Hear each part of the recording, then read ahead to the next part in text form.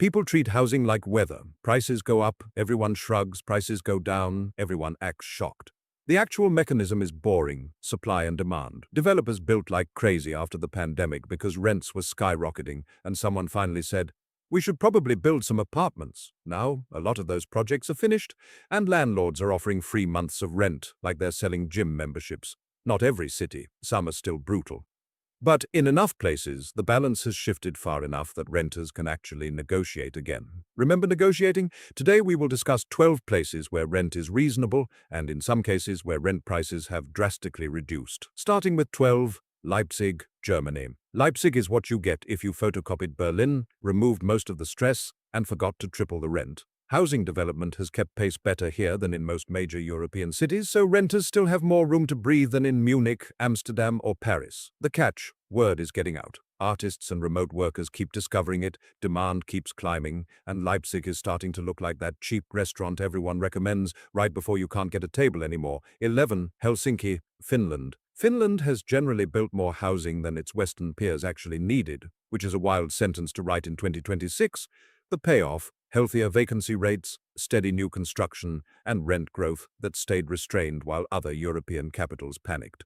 The catch is a Finnish winter, which is less a season than a personality test. But a landlord who can't weaponize a shortage against you is arguably worth the dark. 10. Milwaukee, Wisconsin. Nobody planned this, builders just got busy. Vacancy rates jumped above 10%, which is the kind of number that turns landlords from nightclub bouncers into people who actually call you back. Milwaukee's also picking up younger professionals who want city life without Chicago prices. It's permanently Chicago's less talked about sibling. Your rent doesn't care about that? 9. Phoenix, Arizona. Phoenix spent years absorbing everyone leaving California winter or people who left California.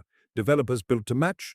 And now that supply is landing, rent growth has cooled sharply and concessions are common. Then there's summer, when locals call the heat dry, the way a company calls a data breach an incident. Fair trade, probably, for actual negotiating power. 8. Denver, Colorado mountains, craft beer, tech jobs. Everyone wanted in, so developers built a lot to catch up.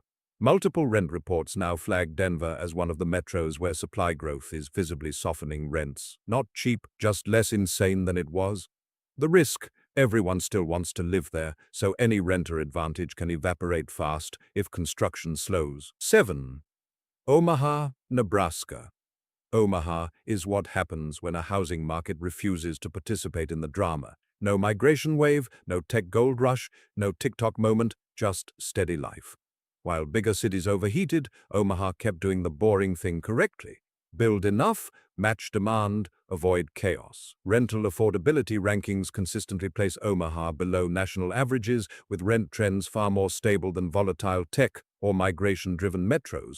The renter advantage here isn't collapsing rents, it's opening a listing and nobody pressuring you to apply in the next 12 minutes. If you're chasing nightlife or rapid career acceleration, Omaha isn't playing that role. But less chaos means more control, and that's the whole pitch. 6. Hartford, Connecticut. Hartford quietly benefits from being ignored. Stuck in the shadow of New York and Boston, it absorbs everyone priced out who still wants Northeast job access. And for years, nobody noticed. Supply has stabilized in parts of the metro, and Northeast secondary market reporting shows Hartford behaving like a genuinely balanced market in some segments. Less bidding pressure than Boston or New York, more multifamily availability, not cheap, just less brutal. And that distinction matters more than people admit.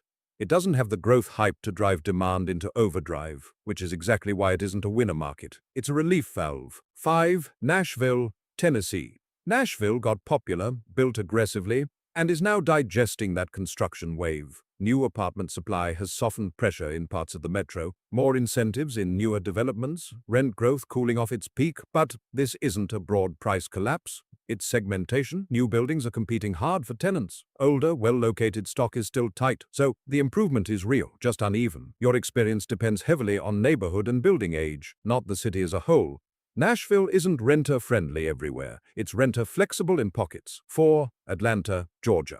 Atlanta shows how construction shifts rental power without actually fixing affordability. Massive multifamily development, high-rises, suburban corridors, all of it added serious supply across the metro, splitting the market in two. Newer buildings now compete on concessions, while older housing stays relatively tight. Rent growth has slowed from its peak, with more leasing flexibility showing up specifically in the oversupplied zones. So renters gain leverage, but only under the right conditions. Two apartments 5 miles apart can behave like entirely different markets.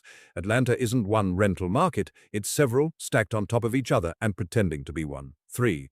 Calgary, Alberta. Calgary is a textbook case of supply-driven cooling. After a stretch of brutally tight conditions, a surge in new completions plus shifting migration absorption pushed vacancy up across parts of the market, with rent growth softening and availability improving in newer units compared to the ultra-tight cycle before it. This is normalization, not collapse, worth remembering given how fast energy-linked economies can flip demand. Calgary is stable until suddenly it isn't. 2. Austin, Texas. Austin is what happens when a hype city overbuilds. Tech migration and remote work inflows created extreme demand. Developers responded aggressively, and then the supply wave actually landed. Multiple rental indices have logged sustained rent declines and sharply higher vacancy in new stock compared to peak demand.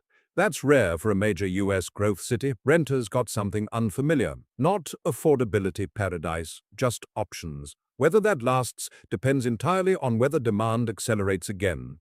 The correction isn't necessarily permanent. Austin is a cycle in progress, not a finished outcome. 1.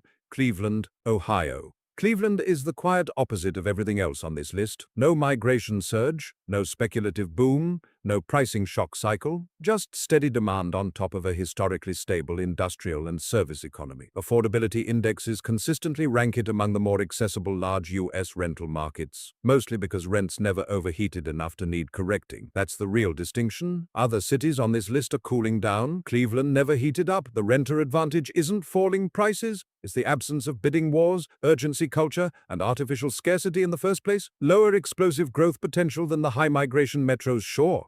But that lack of drama is exactly why renters here have leverage.